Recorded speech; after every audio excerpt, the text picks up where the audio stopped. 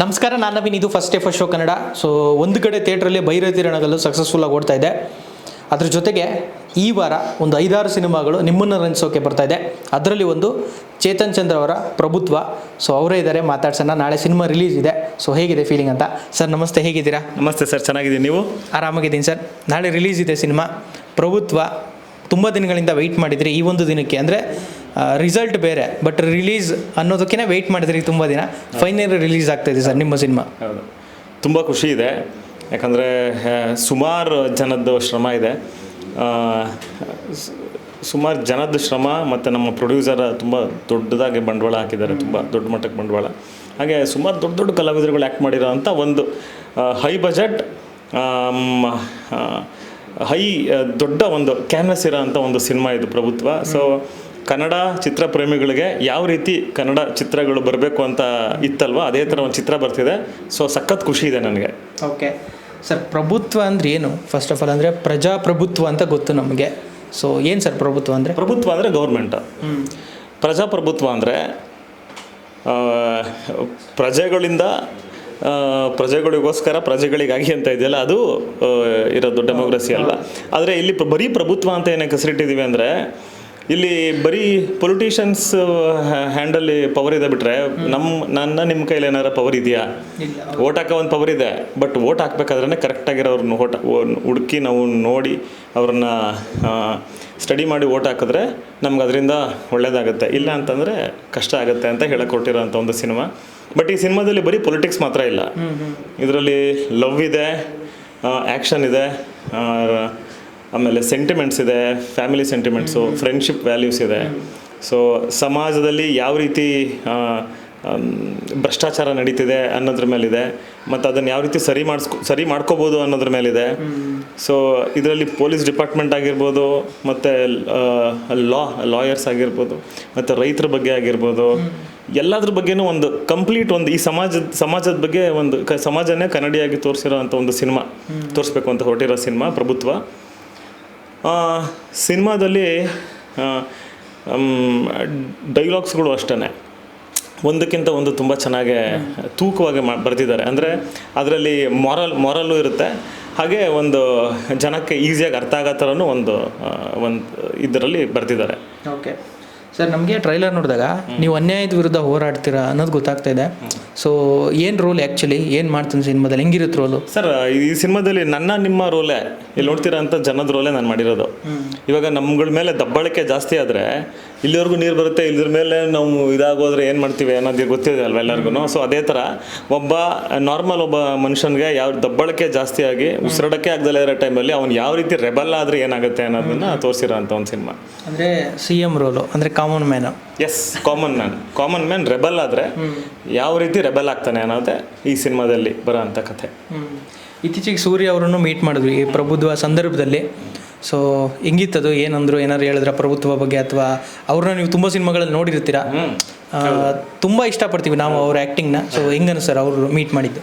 ನನಗೆ ತುಂಬ ಖುಷಿ ಇದೆ. ಮತ್ತು ಪ್ರಭುತ್ವ ಸಿನಿಮಾಗೂ ಅವರು ಆಲ್ ದ ಬೆಸ್ಟ್ ಹೇಳಿದ್ರು. ಅವ್ರದ್ದು ಗಂಗವಾ ರಿಲೀಸ್ ಆಗ್ತಿತ್ತಲ್ಲ, ಸೊ ಆ ಇದರಲ್ಲಿ ಅವರು ಸಿನಿಮಾನ ನಾವೇನೂ ತೋರ್ಸೋಕ್ಕಾಗಲಿಲ್ಲ, ಬಟ್ ಯಾವಾಗಾರ ಫ್ರೀ ಆದಾಗ ನಾನು ನೋಡ್ತೀನಿ ಅಂತಲೂ ಹೇಳಿದ್ರು. ಸೊ ಅದೊಂದು ಖುಷಿ ಇದೆ. ಬಿಕಾಸ್ ನಾನು ಚಿಕ್ಕವನಿಂದಲೂ ಅವ್ರ ಸಿನಿಮಾಗಳು ನೋಡ್ಕೊಂಡು ಬಂದಿದ್ದೀನಿ. Is A very wonderful person and an actor. So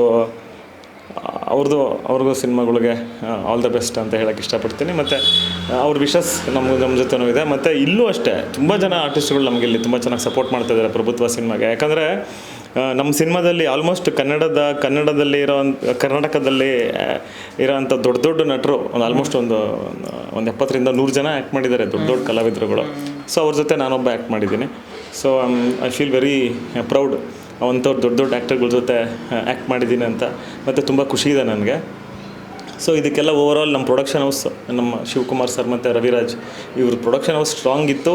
ಮತ್ತು ಅವರು ತುಂಬ ಪ್ಯಾಷನೇಟ್ ಪ್ರೊಡ್ಯೂಸರ್ಸ್ ಆಗಿರೋದ್ರಿಂದ ಒಂದು ಒಳ್ಳೆ ಸಿನಿಮಾ ಕನ್ನಡ ಚಿತ್ರಪ್ರೇಮಿಗಳಿಗೆ ಯಾವ ಥರ ಕೊಡಬೇಕು ಅನ್ನೋದು ಮೋಸ್ಟ್ಲಿ ಅವ್ರಿಗೆ ಗೊತ್ತಿರ್ತೇನೋ ಅನ್ನೋ ಥರನೇ ತೆಗ್ದಿದ್ದಾರೆ ಸಿನಿಮಾನ.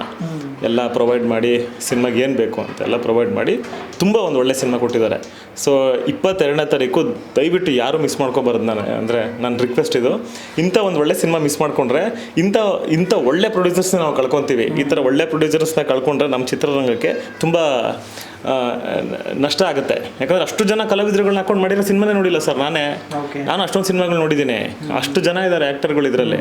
ನಾನು ಮಾಡಿರೋ ಸಿನಿಮಾದಲ್ಲೇ ಒಂದು 10 ಜನ ಮ್ಯಾಕ್ಸಿಮಮ್ ಗೊತ್ತಿರೋರು ಇದ್ರಲ್ಲಿ, ಮಿಕ್ಕಿದವರೆಲ್ಲ ಹೊಸಬ್ರನ್ನ ಹಾಕೊಂಡು ಮಾಡ್ತಾ ಇದ್ವಿ. ಬೇರೆ ಸಿನಿಮಾಗಳಲ್ಲೂ ಅಷ್ಟೇ 10 ಜನ ಗೊತ್ತಿರೋರು ಇರ್ತಾರೆ, ಮಿಕ್ಕಿದವರೆಲ್ಲ ಹೊಸಬ್ರು. ಇದ್ರಲ್ಲಿ 100 ಜನ ಗೊತ್ತಿರೋರೆ. ಜೂನಿಯರ್ ಆರ್ಟಿಸ್ಟ್ಗಳನ್ನ ಬಿಟ್ಟರೆ ಅವ್ರುಗಳು ನೋಡಿದ್ರೆ ಇವರು ಅದ್ರಲ್ಲಿ ಮಾಡಿದ್ರಲ್ಲ ಅಂತ ಅನಿಸ್ಬೇಕು. ಅಷ್ಟು ಜನ ಆರ್ಟಿಸ್ಟ್ಗಳನ್ನ ಇಟ್ಕೊಂಡು ಮಾಡಿರೋ ಅಂಥ ಸಿನಿಮಾ ಇದು ಪ್ರಭುತ್ವ. ಸರ್, ಈಗ ನೋನ್ ಫೇಸ್ ಅಂತ ಬಂತಲ್ಲ, ಇಷ್ಟು ಜನ ಗೊತ್ತಿರೋರನ್ನ ನೆಸೆಸಿಟಿ ಇತ್ತಾ ಸಿನಿಮಾಗೆ? ಅಂದರೆ ಇಷ್ಟು ಜನ ಗೊತ್ತಿರೋರಿದ್ರೆ ಪರ್ಫಾರ್ಮೆನ್ಸ್ ಚೆನ್ನಾಗಿ ಬರುತ್ತೆ ಅಂತನಾ, ಅಥವಾ ಆ ಪಾತ್ರಕ್ಕೆ ಸೂಟ್ ಆಗ್ತಾರೆ ಅಂತನಾ? ಹೆಂಗೆ ಸರ್, ಪರ್ಫಾರ್ಮೆನ್ಸ್ ಚೆನ್ನಾಗಿ ಬರುತ್ತೆ ಅಂತ ಮತ್ತೆ ಏನಾರು ಹೇಳಕ್ಕೆ ಹೊರಟಿದ್ದೀವಲ್ಲ ಅದು ಜನಕ್ಕೆ ಚೆನ್ನಾಗಿ ಕನ್ವೆ ಆಗುತ್ತೆ ಅಂತ. ಇವಾಗ for example Shashikumar sir act ಮಾಡಿದ್ದಾರೆ ಪೊಲೀಸ್ ಆಫೀಸರ್ ರೋಲಲ್ಲಿ. ಅದನ್ನ ಎಷ್ಟು ಚೆನ್ನಾಗಿ ಕನ್ವೆ ಮಾಡ್ತಾರೆ, ಅವ್ರಿಗೆ ಎಷ್ಟು ಕೆಪಾಸಿಟಿ ಇದೆ ಅವ್ರಿಗೆ ಕನ್ವೆ ಮಾಡೋಕ್ಕೆ.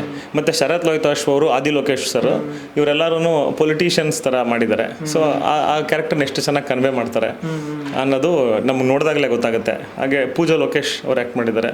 ನಾವು ಅವ್ರದ್ದು ಸಿನಿಮಾ ಯಾರು ಹಳೆ ಸಿನಿಮಾಗಳಲ್ಲೆಲ್ಲ ನಾವು ನೋಡಿದ್ವಿ, ಹೀರೋಯಿನ್ ಆಗೆಲ್ಲ ಆ್ಯಕ್ಟ್ ಮಾಡಿದ್ರು. ಸೊ ಅವರು ಎಷ್ಟು ಚೆನ್ನಾಗಿ ಪರ್ಫಾರ್ಮೆನ್ಸ್ ಮಾಡಿದ್ದಾರೆ ಇದರಲ್ಲಿ, ಅಂದರೆ ಎಷ್ಟು ಚೆನ್ನಾಗಿ ಕಾಣಿಸ್ತಾರೆ ಸ್ಕ್ರೀನ್ ಮೇಲೆ. ಅಂಬಿಕಾ ಮೇಡಮು, ಅವಿನಾಶ್ ಸರ್, ಆಮೇಲೆ ಮುನಿ ಅವರು ಎಂಥ ಪರ್ಫಾರ್ಮರ್ ಗೊತ್ತಾಯ್ತಾ ಮುನಿ ಅವ್ರು ಯಾರು ಅಂತ? ಏನು ಪರ್ಫಾರ್ಮೆನ್ಸ್ ಮಾಡಿದ್ದಾರೆ ಗೊತ್ತಾ? ಮತ್ತು ನನ್ನ ಫ್ರೆಂಡ್ಸ್ ಕ್ಯಾರೆಕ್ಟರ್ಗಳಾಗಿರ್ಬೋದು, ಅದರಲ್ಲಿ ಗಿರಿ ಇದ್ದಾರೆ, ದಡಿಯಾ ಗಿರಿ ಅಂತಾರೆ ಗಿರಿ, ಮತ್ತು ವಿಜಯ್ ಚಂಡೂರು, ಮತ್ತು ಸಂದೀಪ್, ಮತ್ತು ಬೇರೆ ಬೇರೆ ಹುಡುಗರುಗಳು ಕೆಲವು ಬೇರೆ ಪಾತ್ರಗಳು ಮಾಡಿದ್ದಾರೆ ಒಂದು ರೋಲ್ಗಳಲ್ಲಿ. ಅವರು ಅದರಲ್ಲೊಬ್ಬ ಈಗಾಗಲೇ ವಿಲ್ಲನ್ ಆಗಿದ್ದಾನೆ. ಅವ್ನು ಅದ್ರಲ್ಲಿ ವಿಲ್ಲನ್ ಆಗಿದ್ದಾನೆ, ಈಗ ಅವ್ನು ಹೀರೋ ಒಂದು ಸಿನಿಮಾದಲ್ಲಿ. ಸೊ ನಿಮ್ಗೆ ನೋಡಿದಾಗ ಗೊತ್ತಾಗುತ್ತೆ. ಸೊ ಅಷ್ಟು ಜನ ಕಲಾವಿದರುಗಳು ಅಷ್ಟು ಚೆನ್ನಾಗಿ ಪರ್ಫಾರ್ಮೆನ್ಸ್ ಮಾಡಿದ್ದಾರೆ ಸಿನಿಮಾದಲ್ಲಿ. ನಿಮ್ಗೆಲ್ಲೂ ಹಿಂಗೆ ನೋಡ್ತಾ ಇರಬೇಕಾದ್ರೆ ಏನೋ ಅಂತ ಅನ್ಸೋದೇ ಇಲ್ಲ. ಒಂದು ಒಳ್ಳೆ ಸಿನಿಮಾ. ಈವನ್ ನಾನು ನಮ್ಮ ಟೆಕ್ನಿಷಿಯನ್ಸ್ ಬಗ್ಗೆ ಹೇಳಬೇಕು ಅಂದರೆ ಕ್ಯಾಮ್ರಾಮ್ಯಾನ್ ಚಂದ್ರಶೇಖರ್ ಅಂತ. ಸೊ ಅವ್ರ ಮಾತು ತುಂಬ ಕಡಿಮೆ, ಕೆಲಸ ಎಕ್ಸಲೆಂಟ್ ವರ್ಕರು. ಮತ್ತು ಒಂದು ಸಿನಿಮಾ ಅಂತ ಅಂದರೆ ಇದು ಒಂದು ಟೀಮ್ ವರ್ಕ್. ಇದು ಎಲ್ಲ ಟೆಕ್ನಿಷಿಯನ್ಸು, ಎಲ್ಲ ಆರ್ಟಿಸ್ಟ್ಗಳು, ಸೊ ಎಲ್ಲ ಡಿಪಾರ್ಟ್ಮೆಂಟ್ ಅವರು ಸೇರಿ ಒಂದು ಬ್ಯೂಟಿಫುಲ್ ಆಗಿರೋ ಒಂದು ಪ್ರಾಡಕ್ಟ್ನ ತಯಾರಿ ಮಾಡೋಕ್ಕೆ ಹೊರಟಿರ್ತಾರೆ ಸಿನಿಮಾ ಅಂದರೆ. ಸೊ ಅಷ್ಟು ಜನನು 100% ಎಫರ್ಟ್ ಹಾಕಿರೋದ್ರಿಂದ ಒಂದು ಒಳ್ಳೆ ಸಿನಿಮಾ ಬಂದಿದೆ ಅಂತ ಹೇಳಕ್ಕೆ ಇಷ್ಟಪಡ್ತೀನಿ. ಸರ್, ಈಗ ಇಷ್ಟು ಕಲಾವಿದ್ರನ್ನ ಡೇಟ್ ಮ್ಯಾಚ್ ಮಾಡೋದು ತುಂಬ ಕಷ್ಟ. ಎಲ್ಲರೂ ಬ್ಯುಸಿ ಇರ್ತಾರೆ, ತುಂಬ ಸಿನಿಮಾಗಳು ಅಟ್ ಎ ಟೈಮ್ ಮಾಡ್ತಾ ಇರ್ತಾರಲ್ಲ.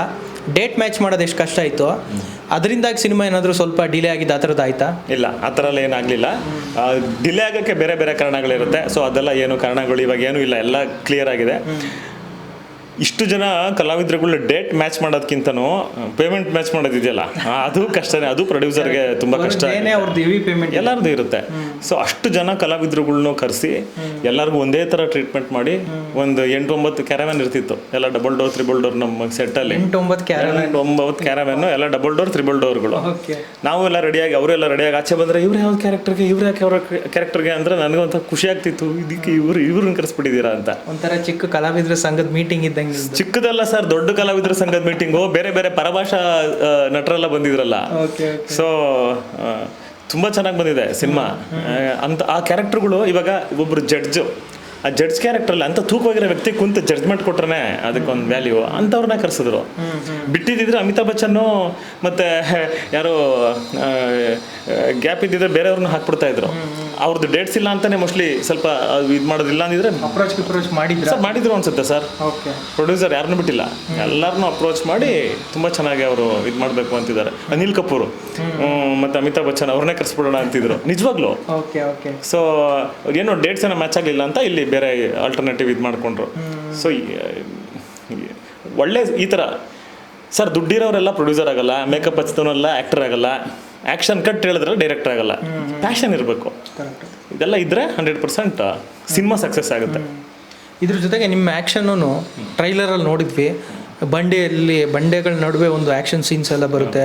ತುಂಬ ರಿಸ್ಕ್ ತಗೊಂಡು ಮಾಡಿದ್ದೀರಾ ಅಂತ ಅನಿಸ್ತು. ಫೈಟ್ಸ್ ಎಲ್ಲ ಹೆಂಗಿತ್ತು ಸರ್? ಒಂದು ಸಿನಿಮಾ ಅಂದಮೇಲೆ ನಾವು ರಿಸ್ಕ್ ಎಲ್ಲ ತೊಗೊಂಡು ನಮ್ಮ ಪ್ರೇಕ್ಷಕರಿಗೆ ಏನು ಇಷ್ಟ ಆಗುತ್ತೆ ಅದನ್ನು ಮಾಡಿದ್ರೇ ಚೆನ್ನಾಗಿ ಬರೋದು. ರಿಸ್ಕ್ ಆಗೇ ಆಗುತ್ತೆ. ಕೆಲವೊಂದು ಸಲ ಪ್ರಾಬ್ಲಮ್ಗಳಾದರೆ ಇನ್ನೂ ಬೇರೆ ಥರನೂ ಆಗೋ ಚಾನ್ಸಸ್ ಇರುತ್ತೆ. ಸೊ ದೇವ್ರ ಮೇಲೆ ಭಾರ ಹಾಕಿ ಆ ಥರ ಎಲ್ಲ ಏನೂ ಆಗ್ದಲೇ ಇರಲ್ಲಪ್ಪ ಅಂತ ನಾವು ಪೂಜೆ ಗೀಜೆ ಎಲ್ಲ ಮಾಡಿಬಿಟ್ಟೆ ನಾವು ಸ್ಟಾರ್ಟ್ ಮಾಡೋದು ಪ್ರತಿ ಸಲನೂ. ಇದರಲ್ಲಿ ಒಂದು ಬ್ಯೂಟಿಫುಲ್ ಆಗಿರೋ ಆ್ಯಕ್ಷನ್ ಸೀಕ್ವೆನ್ಸಸ್ಗಳಿದೆ.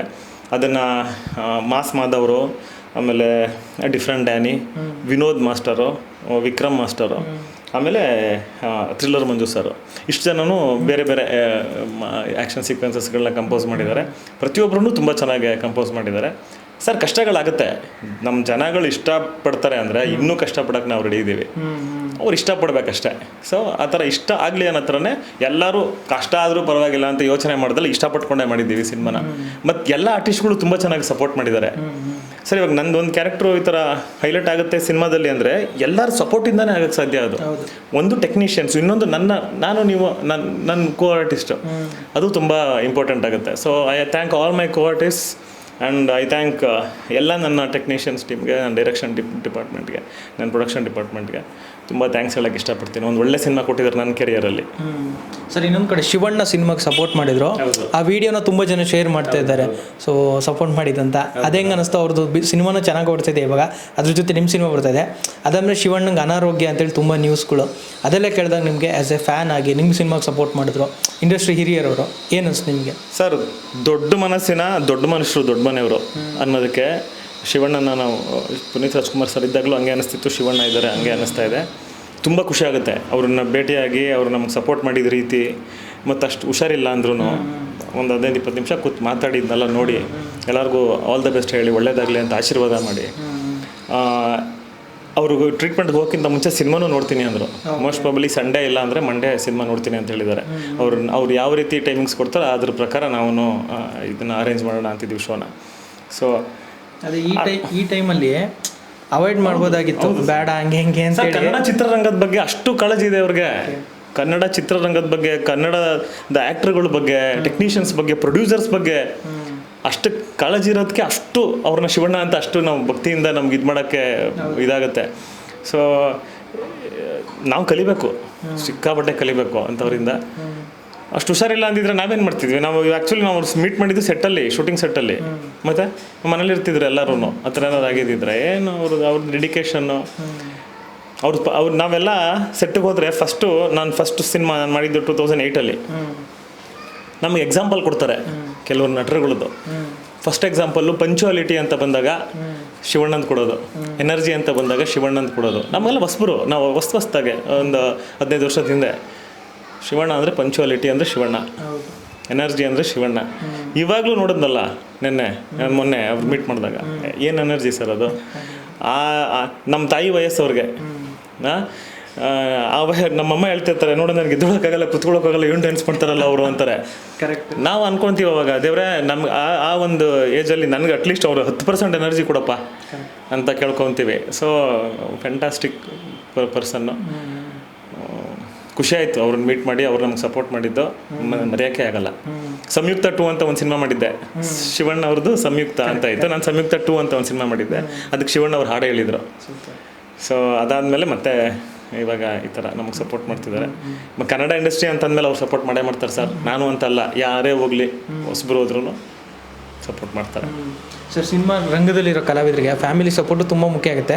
ನಿಮ್ಮ ಫ್ಯಾಮಿಲಿ ಅವರೆಲ್ಲ ಹೆಂಗೆ ಸಪೋರ್ಟ್ ಮಾಡ್ತಾರೆ? ನಿಮ್ಮ ವೈಫ್ ಆಗಿರ್ಬೋದು, ಮಗಳು ಫೋಟೋ ಅವಾಗವಾಗ ಹಾಕ್ತಾ ಇರ್ತೀರಾ. ಸೊ ಹೆಂಗೆ ಅನ್ಸುತ್ತೆ? ಹೆಂಗೆ ಪ್ರಭುತ್ವಾಗಲಿ ಬೇರೆ ಸಿನಿಮಾಗಾಗಿ? ಸರ್, ಅವಳು ಇನ್ನೂ ಚಿಕ್ಕ ಹುಡುಗಿ ಸರ್, ಚಿಕ್ಕ ಪಾಪು ಅದಿನ್ನು, ಇವಾಗ 5 ವರ್ಷ ಅದಕ್ಕೆ. ಅದೇನು ಸಪೋರ್ಟ್ ಬರುತ್ತೆ, ಅದು ಆಟ ಆಡ್ಕೊಂಡಿರುತ್ತೆ ಆರಾಮಾಗೆ.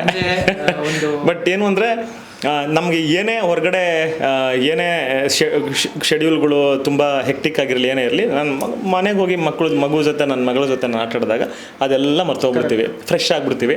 ಮತ್ತು ಮನೆಯಲ್ಲಿ ಸಪೋರ್ಟ್ ತುಂಬ ಚೆನ್ನಾಗಿದೆ. ನನ್ನ ವೈಫ್ದಾಗಿರ್ಬೋದು, ನಮ್ಮ ತಂದೆ ತಾಯಿದಾಗಿರ್ಬೋದು, ನನ್ನ ಫ್ರೆಂಡ್ಸ್ದಾಗಿರ್ಬೋದು, ನನ್ನ ನಂಬದಂಥ ನಂಬ್ತಾ ಇರೋವಂಥದ್ದಾಗಿರ್ಬೋದು, ಮತ್ತು ನನ್ನನ್ನು ಹರಿಸಿ ಹಾರೈಸ್ತಾರಲ್ಲ ದೂರದಿಂದನೇ ಚೆನ್ನಾಗಾಗಲಿ ಅಂತ, ಅವರೆಲ್ಲರಿಗೂ ನಾನು ಯಾವುದೇ ಕಾರಣಕ್ಕೂ ನೆಕ್ಸ್ಟು ಸ್ಲೋಗೆ ಯಾವುದೇ ಕಾರಣಕ್ಕೂ ಸಕ್ಸಸ್ಗೋಸ್ಕರ ಕಾಯಿಸಲ್ಲ. ಒಳ್ಳೆ ಸಿನಿಮಾ ಕೊಡ್ತೀನಿ, ಯಾಕಂದ್ರೆ ನನಗೂ ಟೈಮ್ ಇಲ್ಲ ಅಂತ ಅಂದರೆ ಬೇಗ ಮಾಡೋಣ ಅಂತ, ವಯಸ್ಸಾಯಿತು ಅಂತ ಅಲ್ಲ, ಬೇಗ ಮಾಡೋಣ, ಏನಕ್ಕೆ ಲೇಟ್ ಮಾಡ್ತಾ ಇದ್ದೀನಿ. ಮತ್ತು ಇನ್ನೊಂದೇನು ಅಂದರೆ ಸರ್, ಬೇಗ ಮಾಡ್ತಿದ್ದೆ. ನನಗೆ ರೈಟರ್ಸು ಡೈರೆಕ್ಷನ್ ಡಿಪಾರ್ಟ್ಮೆಂಟ್ ಅವ್ರು ಸ್ಟ್ರಾಂಗಾಗಿ ಸಿಕ್ಬಿಟ್ರೆ ನನಗೆ ತುಂಬ ಖುಷಿ. ನನ್ನ ಕೆಲಸ ತುಂಬ ಕಡಿಮೆ ಇರುತ್ತೆ, ಬರೀ ಆ್ಯಕ್ಟಿಂಗ್ ಮಾಡ್ಬೇಕು, ನಾನು ಅದ್ರ ಕಡೆ ಫೋಕಸ್ ಮಾಡ್ಬೋದು. ಇಲ್ಲ ಅಂತಂದರೆ ಕಷ್ಟ. ಪ್ರೊಡ್ಯೂಸರ್ಸ್ ಇಲ್ಲ ಅಂತ ಹೇಳ್ಬೇಡಿ ಕನ್ನಡ ಇಂಡಸ್ಟ್ರಿಯಲ್ಲಿ. ನಂದು ಈಗ 18ನೇ ಸಿನಿಮಾ ಇದು. ನಾನು ಮೊನ್ನೆ ಕುತ್ಕೊಂಡು ನೋಡ್ತಿದ್ದೆ ಎಷ್ಟು ಸಿನಿಮಾ ಆಯ್ತು ನಂದು ಅಂತ. ಲೆಕ್ಕ ಹಾಕಿದ್ರೆ 18 ಸಿನಿಮಾ ಇದೆ. ಅದ್ರಲ್ಲಿ 15 ಸಿನಿಮಾ ಹೀರೋ ಆಗೇ ಮಾಡಿದ್ದೀನಿ, ಇನ್ನು 3 ಗೆಸ್ಟ್ ಅಪಿಯರೆನ್ಸ್ ಥರ ಮಾಡಿದ್ದೀನಿ. ಗೆಸ್ಟ್ ಅಪಿಯರೆನ್ಸ್ ಅಲ್ಲ, ಬೆಸ್ಟ್ ಅಪಿಯರೆನ್ಸ್ ಥರ ಮಾಡ್ಕೊಂಬಂದಿದ್ದೀನಿ. ಸೊ ಪ್ರೊಡ್ಯೂಸರ್ಸ್ ಕಡಿಮೆ ಇಲ್ಲ, ರೈಟರ್ಸು ಕಡಿಮೆ ಇಲ್ಲ. ಬಟ್ ಒಳ್ಳೆ ರೈಟರ್ಸು ಒಳ್ಳೆ ಪ್ರೊಡ್ಯೂಸರ್ಸ್ ಸಿಕ್ಬಿಟ್ರೆ ಕನ್ನಡ ಇಂಡಸ್ಟ್ರಿಗೆ ಹಬ್ಬ. ಯಾರು ಕನ್ನಡ ಇಂಡಸ್ಟ್ರಿ ಮುಟ್ಟಕ್ಕೆ ಆಗಲ್ಲ ಅವಾಗ. ಸರ್, ಇದ್ರ ಜೊತೆಗೆ ಪ್ರಭುತ್ವ ಜೊತೆಗೆ ನೆಕ್ಸ್ಟು ಒಂದು ದೊಡ್ಡದಾಗಿ ಏನೋ ಪ್ಲ್ಯಾನ್ ಮಾಡ್ತಿದ್ದಾರೆ ಅಂತ ಒಂದು ಸುದ್ದಿ ಕೇಳ್ಪಟ್ವಿ. ಏನು ಪ್ಲ್ಯಾನ್ ಅದು? ಏನು, ಯಾವ ಸಿನಿಮಾ, ಏನು ಕತೆ? ಸರ್, ನಂದು ಇವಾಗ ಲೈನಪ್ ಚೆನ್ನಾಗಿದೆ, ಒಳ್ಳೆ ಟೀಮ್ ಸಿಕ್ಕಿದೆ. ಆ ಸಪೋರ್ಟಿವ್ ಟೀಮ್ ಯಾವ ಥರ ಇರುತ್ತೆ ಅಂದರೆ ಬರೀ ಆ ಒಂದು ಸಿನಿಮಾಗಲ್ಲ, ನೆಕ್ಸ್ಟ್ ನನ್ನ ಸಿನಿಮಾ ಕೆರಿಯರಲ್ಲಿ ಪ್ರತಿಯೊಂದು ಸಿನಿಮಾಗೂ ನನ್ನ ಜೊತೆಯಲ್ಲಿ ನಿಂತು ನನ್ನನ್ನು ಗೈಡ್ ಮಾಡೋ ಅಂಥ ಒಂದು ಕ್ರಿಟಿಕ್ಕು ಮಾಡಿ ಗೈಡ್ ಮಾಡೋ ಅಂಥ ಟೀಮು. ಸೂಪರ್ ನೀವು ಅನ್ನೋರು ಬೇರೆ, ಬೇಡ ಈ ಥರ ಮಾಡಬೇಡಿ, ತಪ್ಪಿದೆ, ಹಿಂಗೆ ಮಾಡ್ಕೊಂಡು ಹೋಗೋಣ ಅನ್ನೋರು ಬೇರೆ. ನಂಗೆ ಅಂಥವ್ರು ಇದ್ರೆ ಚಂದ ಆ ಥರದಲ್ಲಿ ನನ್ನನ್ನು ಗೈಡ್ ಮಾಡೋ ಅಂಥವ್ರು. ಸುಮ್ಮನೆನೂ ಗೈಡ್ ಮಾಡಬಾರ್ದು, ಕರೆಕ್ಟ್ ವೇಯಲ್ಲಿ ಸೆನ್ಸಿಬಲ್ ಆಗಿ ಗೈಡ್ ಮಾಡಿದ್ರೆ ನಂಗೆ ತುಂಬ ಖುಷಿ ಇದೆ. ನಾನು ಅದನ್ನು ಹಾರ್ಟ್ಫುಲ್ಲಾಗಿ ತೊಗೊತೀನಿ. ಸೊ ಇವಾಗ ನೆಕ್ಸ್ಟ್ ಸಿದ್ಧಾರ್ಥ್ ಬೋನಾಪಾಟೆ ಅಂತ ಒಂದು ಸಿನಿಮಾ ಮಾಡ್ತಾ ಇದ್ದೀನಿ, ಡೈರೆಕ್ಟರ್ ಮಾರುತಿ ಅಂತ. ಸೊ ವಂಡರ್ಫುಲ್ ಡೈರೆಕ್ಟರ್, ಬುದ್ಧಿವಂತ, ತುಂಬ ಚೆನ್ನಾಗಿ ಮಾಡ್ತಾ ಇದ್ದಾರೆ. ಸೊ ನನಗೆ ಅವರು ಆಲ್ಮೋಸ್ಟ್ ಒಂದು 12-13 ಇಯರ್ಸಿಂದನೂ ನಂಗೆ ಪರಿಚಯ ಅವರು. ಸೊ ಒಳ್ಳೆ ಟೀಮ್ ಇದೆ, ಒಳ್ಳೆ ಥರ ಸಿನಿಮಾ ಮಾಡ್ತಾ ಇದ್ದಾರೆ. ಸೊ ಆ ಸಿನಿಮಾದಲ್ಲಿ ನಾನು ಒಬ್ಬ I am part of that movie. So ಸಖತ್ ಖುಷಿ ಇದೆ. ಇವಾಗ ಒಳ್ಳೆ ಸಿನಿಮಾ ಅಂತ ಕೆಟ್ಟ ಸಿನಿಮಾ ಅಂತ ಯಾವುದೂ ಇರಲ್ಲ ಸರ್. ಒಳ್ಳೆ ಟೀಮು ಕೆಟ್ಟ ಟೀಮ್ ಅಂತ ಇರುತ್ತಷ್ಟೇ, ಇರುತ್ತೆ. ಬಟ್ ಇದು ಒಳ್ಳೆ ಟೀಮು. ಸೊ ಅವರ ಎಂಟೈರ್ ಟೀಮ್ಗೆ ನನ್ನ ಕಡೆಯಿಂದ ನಾನು ಎಷ್ಟು ಸಪೋರ್ಟ್ ಮಾಡಬೇಕೋ, ಎಷ್ಟು ಎಫರ್ಟ್ ಹಾಕಬೇಕೋ ನಾನು 100% ನಾನು ಟ್ರೈ ಮಾಡ್ತೀನಿ. ಸೊ ಅವ್ರಿಗೂ ಆಲ್ ದ ಬೆಸ್ಟ್. ಆ ಟೀಮ್ಗೂ ನಿಮ್ಮ ಕಡೆಯಿಂದ ನಮ್ಗೆ ಸಪೋರ್ಟ್ ಸಿಗಲಿ.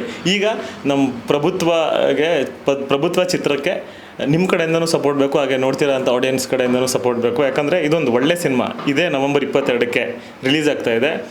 ಈ ಸಿನಿಮಾನ ದಯವಿಟ್ಟು ಯಾರೂ ಮಿಸ್ ಮಾಡ್ಕೋಬೇಡಿ. ಯಾಕಂದರೆ ಕಂಪ್ಲೀಟ್ ಒಂದು ಫ್ಯಾಮಿಲಿ ಎಂಟರ್ಟೈನ್ಮೆಂಟ್ ಮತ್ತು ಸಿನಿಮಾ ಪ್ರೇಮಿಗಳಿಗೆ ಬೇಕಾಗಿರೋ ಅಂಥ ಕಂಪ್ಲೀಟ್ ಎಲ್ಲ ಥರ ಇದು ಇದೆ ಇದರಲ್ಲಿ ಸಿನಿಮಾದಲ್ಲಿ. ಸೊ ಈ ಸಿನಿಮಾನ ದಯವಿಟ್ಟು ಎಲ್ಲರೂ ನಿಮ್ಮ ಸ್ನೇಹಿತರು ಹಾಗೆ ನಿಮ್ಮ ಕುಟುಂಬದವ್ರ ಜೊತೆ ಹೋಗಿ ಸಿನಿಮಾ ನೋಡಿ, ನಿಮ್ಮ ಹತ್ತಿರದ ಚಿತ್ರಮಂದಿರಗಳಲ್ಲಿ ಅಂತ ಕೇಳಕ್ಕೆ ಇಷ್ಟಪಡ್ತೀನಿ. Thank you sir, thank you so much. All the best sir, ಒಳ್ಳೆಯದಾಗಲಿ ನಿಮಗೆ. Thank you sir, thank you so much. Thank you.